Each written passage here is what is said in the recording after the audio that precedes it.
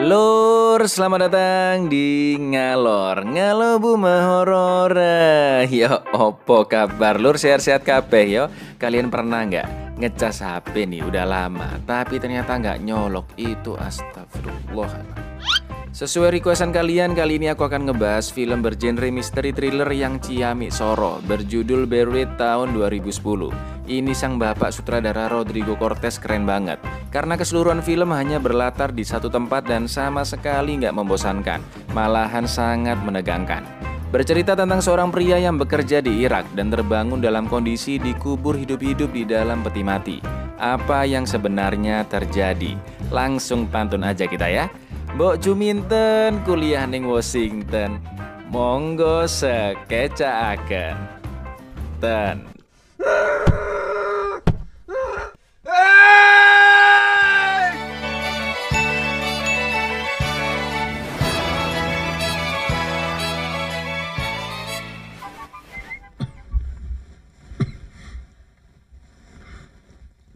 Seorang pria terbangun dari pingsannya dan kesulitan bernafas. Dia berada di tempat yang sangat sempit, gelap, dan banyak pasir. Pria ini akhirnya menemukan sebuah korek api. Ternyata dia berada di sebuah kotak yang sangat sempit dalam posisi terikat. Yap, itu adalah peti mati. Dia meraung-raung meminta tolong dan menginjak-injak kotak tersebut, tapi tidak ada suara sama sekali di luar sana.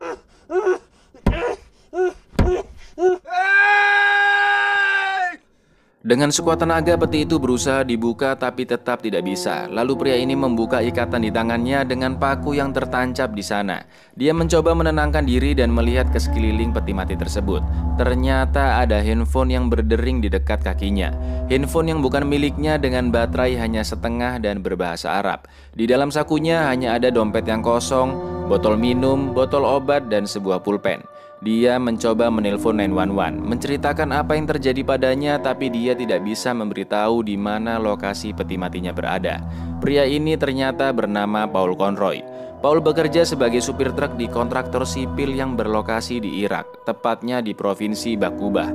Lalu mereka tiba-tiba diserang oleh sekelompok orang dan Paul sudah terbangun di dalam peti mati itu. Ternyata 911 yang ditelepon Paul adalah 911 yang berlokasi di Ohio. 911 kebingungan dengan perkataan Paul yang sedang panik. Paul pun menelpon rumahnya tapi dia hanya bisa meninggalkan pesan suara. Paul meminta istrinya Linda untuk menelpon keamanan nasional dan membantu menemukannya. Paul mencoba menelpon handphone istrinya tapi juga tidak aktif dan hanya bisa meninggalkan pesan suara. Paul meminta Linda untuk segera menelpon balik nomor tersebut sesegera mungkin. Kali ini Paul mencoba menelpon pusat bantuan dan meminta nomor FBI dimanapun lokasinya. Paul menulis nomor kantor FBI yang ada di Chicago dan mencoba menelponnya. Kali ini Paul menceritakan lebih detail bahwa dia sudah bekerja selama 9 bulan sebagai supir truk di Irak. Ketika dia mengantarkan makanan ransum ke pusat, tiba-tiba salah satu truk rombongan mereka terkena ledakan bom dan mereka pun ditembaki. Hal terakhir yang dia ingat adalah kepalanya terlempar batu hingga pingsan dan tiba-tiba sudah berada di peti mati tersebut. Paul meminta FBI melacak teleponnya melalui GPS, tapi setelah itu sinyal handphone Paul mati. Shit. Paul menelpon perusahaan tempat dirinya bekerja, perusahaan CRT. Telepon disambungkan ke direktur personalia bernama Elan dan terdengar nada sambung perkenalan perusahaan CRT yang ternyata bergerak di bidang jasa untuk memberikan solusi menghadapi tantangan perekonomian global. Paul tidak bisa langsung berbicara dengan Elan dan hanya bisa meninggalkan pesan suara. Paul pun memperkenalkan dirinya, bekerja di bagian apa dan apa yang sedang terjadi padanya sekarang. Paul tidak tahu siapa yang menyerangnya dan meminta perusahaan CRT mengirimkan bantuan untuk mencarinya. Sampai akhirnya sambungannya terputus. Kesel banget asli sih. Please, fuck! Paul mengecek histori panggilan dan menelpon nomor yang masuk ke HP tersebut. Ternyata itu adalah nomor orang yang menyandra Paul. Pria yang berbicara bahasa Inggris dengan aksen Timur Tengah ini nggak peduli Paul mau supir truk kek mau apa kek. Jika dia orang Amerika, maka dia dianggap sebagai seorang tentara. Pria ini meminta Paul menyediakan uang 5 juta dolar dari kedutaan sampai jam 9 malam nanti. Dan telepon pun ditutup.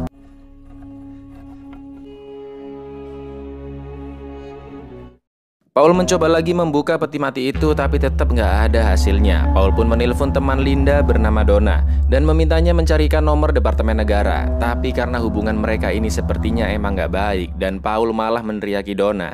Ditutup lah ya kan sama Donna teleponnya, Lur. Just give me the fucking number! Fucking cunt! Fuck! Paul mengatur emosinya, menelpon Donna kembali dan meminta maaf. Donna pun akhirnya memberikan nomor Departemen Negara Amerika Serikat. Ketika telepon diangkat, Paul langsung menceritakan semua yang terjadi. Tapi karena pihak Amerika tidak setuju untuk menebus 5 juta dolar dan lokasi Amerika yang sangat jauh dari Irak, mereka memberikan nomor telepon Dan Brenner, komandan grup pencarian Sandra di Irak. Telepon langsung disambungkan ke Dan bilang jika dia sudah mendapatkan informasi kondisi Paul saat ini. Dan menduga Paul dikubur hanya beberapa kaki dari tanah karena Paul masih bisa mendapatkan sinyal. Paul diminta menghemat baterainya dan mencari petunjuk di dalam peti mati itu yang mungkin bisa membantu. Lalu tiba-tiba penculik kembali menelpon dan meminta Paul segera mengirimkan nomor penculiknya setelah dia mengangkat teleponnya.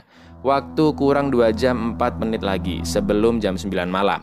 Paul bilang jika kedutaan tidak mau membayar uang tebusan. Penculik meminta Paul membuat video pernyataan sesuai catatan yang ditaruh di dekat kakinya. Penculik pun mengurangi tebusan menjadi 1 juta dolar agar kedutaan mau membayarnya. Paul berusaha setengah mati menggapai kantong yang berisi catatan tersebut. Tapi karena tangannya tidak sampai dan kakinya tidak bisa bergerak bebas, Paul terpaksa memutar badannya.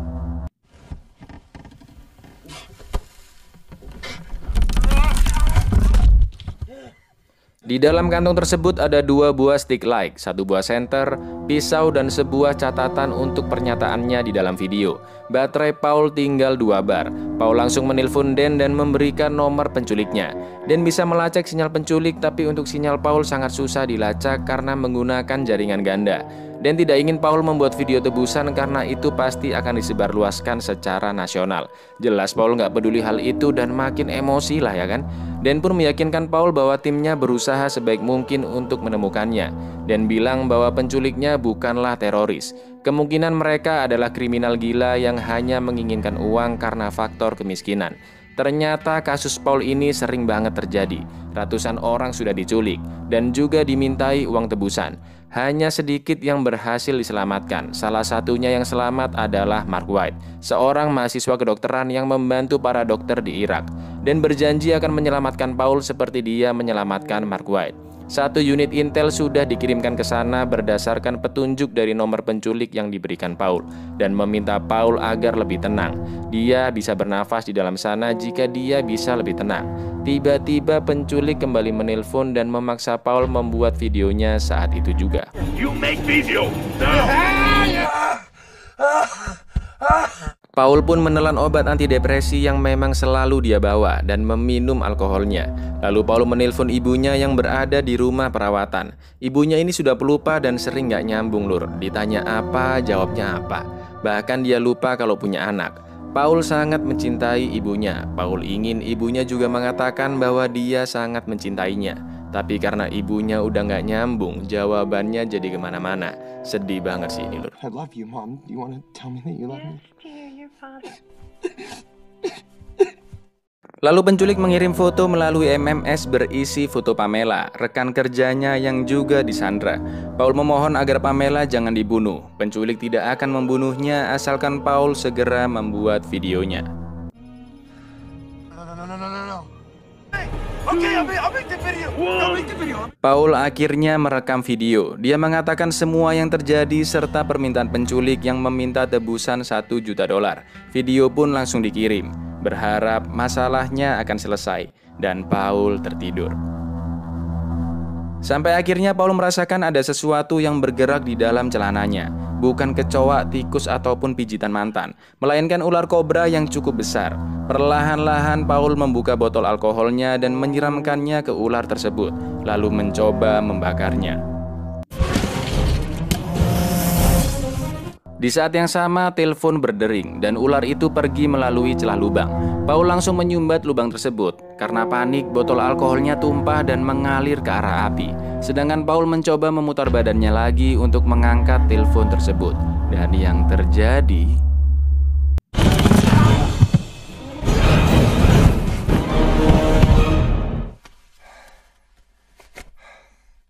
Paul akhirnya berhasil mengganti settingan bahasa dan mendapatkan nomor handphone tersebut.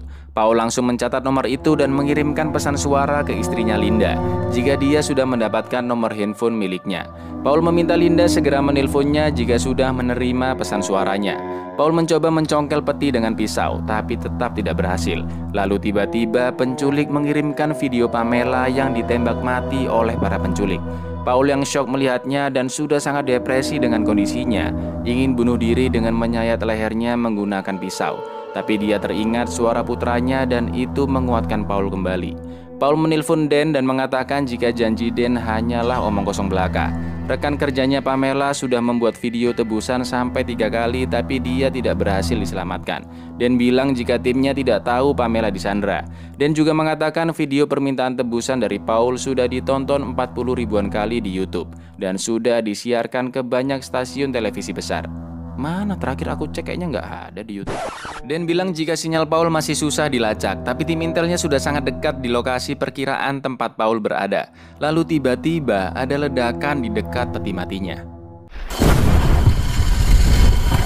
Karena ledakan tersebut bagian atas peti mati rusak dan banyak pasir yang masuk ke dalamnya. Paul berusaha menyumpalnya tapi senternya terjatuh dan mati. Paul berhasil menyumbatnya. Lalu ada telepon masuk yang ternyata itu adalah Ellen, direktur personalia di perusahaan CRT. Paul bilang jika kondisinya semakin memburuk karena banyak pasir yang masuk ke petinya. Paul benar-benar sudah muak dengan ini semua dan meminta Ellen sebagai perwakilan perusahaan untuk menolongnya. Help me! Help me! What are you doing right now to help me? Tiba-tiba Ellen bilang jika percakapan mereka ini akan direkam dan memberikan pertanyaan-pertanyaan aneh. Apakah Paul dalam kondisi sadar saat percakapan ini berlangsung? Apakah Paul mengizinkan Ellen merekam percakapan tersebut dan lain-lain?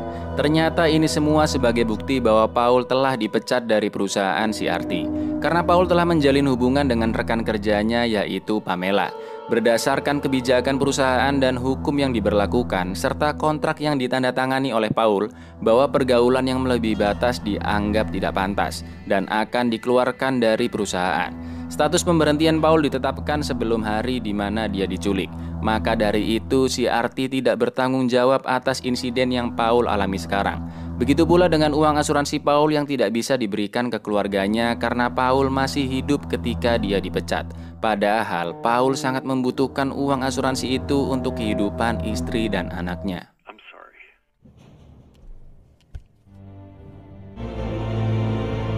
Setengah jam lagi jam 9 malam dan baterai tersisa 1 bar. Paul tahu jika tidak ada yang bisa menolongnya dan pasir kembali masuk ke dalam peti. Paul menelpon Dan bilang jika pesawat F-16 sudah menyerang area di sana. Paul pun berpikir bahwa penculiknya sudah mati karena serangan tersebut. Tapi jika penculik sudah mati, bagaimana tim pencari Sandra bisa menemukannya? Dan bilang jika mereka akan terus berusaha melacak sinyalnya meskipun itu sangat susah. Tapi Paul sudah pasrah dan berpikir tidak akan bisa selamat. Lalu dia mematikan teleponnya. Paul pun membuat rekaman video wasiat terakhirnya. Paul bilang akan memberikan $7.000 di tabungannya untuk istrinya dan untuk anaknya Shane. Karena Paul tidak punya apa-apa lagi, Paul bilang akan memberikan semua baju-bajunya yang bisa dipakai Shane saat sudah dewasa nanti. Tapi tentunya bukan baju yang dipakainya saat itu. Paul meminta Shane menjaga ibunya dan Paul sangat mencintai mereka berdua. Sedih banget di sini nih, Lur. Tiba-tiba telepon berbunyi dan ternyata penculiknya masih hidup. Penculik itu meminta Paul memotong jarinya agar pemerintah Amerika tergerak untuk mengirimkan uangnya. Dia tahu di mana alamat rumah Paul dan akan membunuh keluarganya jika Paul tidak segera melaksanakan permintaan mereka. Lagi-lagi Paul menelpon Linda, tapi handphonenya masih aja belum aktif. Paul pun mengirimkan pesan suara untuk menyuruh Linda dan Shane pergi dari rumah karena penculiknya mengetahui alamat mereka. Pasir semakin memenuhi peti mati Paul. Paul meyakinkan dirinya bahwa para penculik tidak akan bisa menemukan keluarganya. Paul yang semakin panik akhirnya memotong jarinya.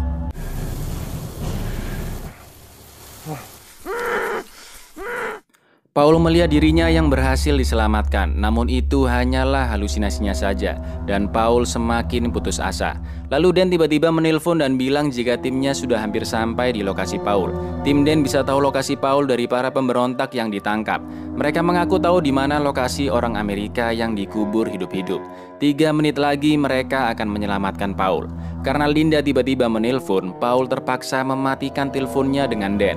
Linda yang panik dan sedih bilang jika tadi handphonenya ditinggal di rumah dan bertanya apakah kamu baik-baik saja. Linda juga sudah melihat berita penyanderaan Paul. Paul meyakinkan Linda jika dirinya sebentar lagi akan diselamatkan oleh pasukan Amerika. Linda bilang berkali-kali jika dia sangat mencintai Paul dan ingin Paul berjanji untuk segera pulang. I love you so much. I love you.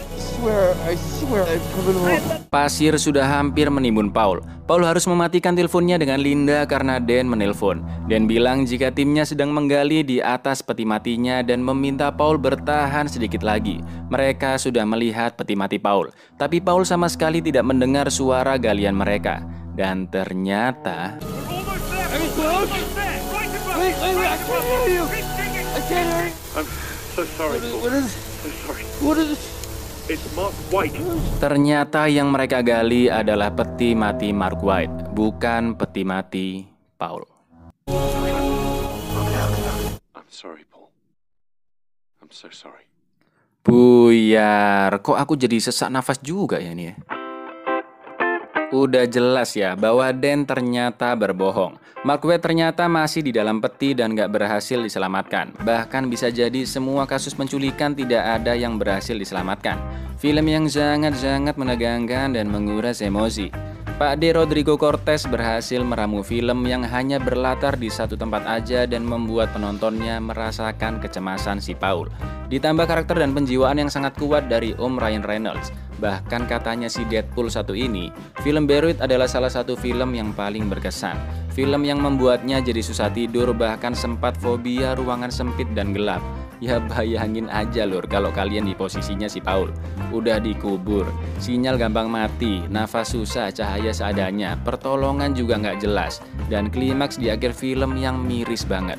Tapi kayaknya lebih miris kekosongan hati kalian lur. Ya wis, aku Ica undur diri, matur nuwun dan say no untuk kubur orang sembarangan, but say yes untuk klik subscribe di bawah ini. Assalamualaikum.